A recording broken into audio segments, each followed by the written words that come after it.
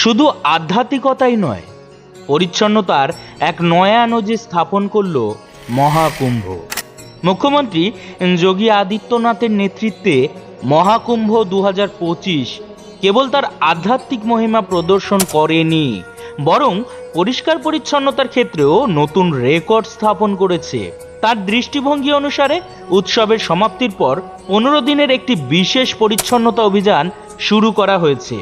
মহাকুম্ভের সমাপ্তির সময় মুখ্যমন্ত্রী যোগী সাফাই কর্মীদের তাদের নিরলস সেবার জন্য সম্মানিত করেন এবং কর্মকর্তাদের নির্দেশ দেন যে মহাকুম্ভ মেলার ক্ষেত্র পরিষ্কার পরিচ্ছন্ন ও নির্মল যাতে থাকে।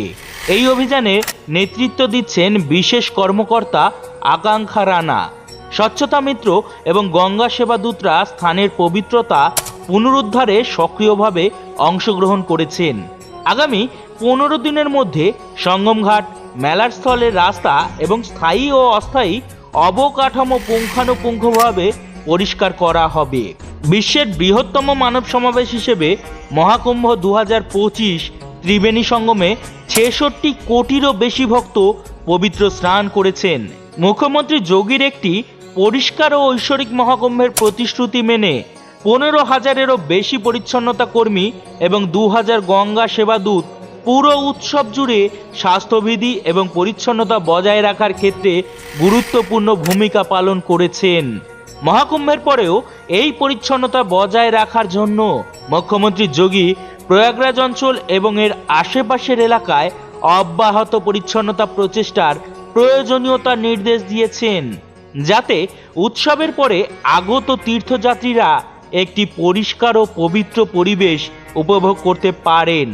মুখ্যমন্ত্রীর নির্দেশ অনুসরণ করে বিশেষ কর্মকর্তা আকাঙ্ক্ষা রানা শুক্রবার পরিচ্ছন্নতা অভিযান শুরু করেন। এই অভিযানে সঙ্গমঘাট, মহাকুম্ভ মেলার মাঠ, মন্দির এবং রাস্তাঘাট পুঙ্খানুপুঙ্খ পরিষ্কারের উপর জোর দেওয়া হবে। এছাড়াও উৎসবের সময় স্থাপিত 1.5 লক্ষ অস্থায়ী শৌচাগার ভেঙে ফেলা হবে এবং অপসারণ করা হবে। এর পাশাপাশি নগর ও গ্রামীণ জল কর্পোরেশন কর্তৃক স্থাপিত অস্থায়ী পাইপলাইন, বিদ্যুৎ বিভাগ কর্তৃক স্থাপিত স্ট্রিট লাইট এবং সাধু সন্ন্যাসী এবং কল্পবাসীদের ব্যবহৃত তাঁবু এবং মণ্ডপগুলিও পরিষ্কার পরিচ্ছন্নতার অংশ হিসাবে ভেঙে ফেলা হচ্ছে।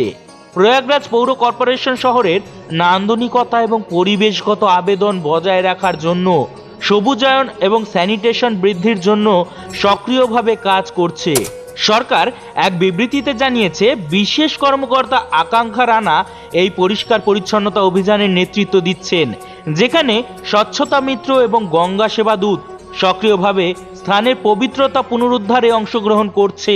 সব মিলিয়ে 144 বছর পরে সম্পন্ন হওয়া মহাকুম্ভ স্নানের পরে যোগী সরকারের এই পরিচ্ছন্নতা অভিযান এক নতুন দৃষ্টান্ত সৃষ্টি করেছে, তার বলার অপেক্ষা রাখে না। ধন্যবাদ এতক্ষণ আমাদের সাথে থাকার জন্য। আমাদের ভিডিওগুলি যদি আপনাদের ভালো লাগে তবে অবশ্যই আমাদের পাশে থাকবেন।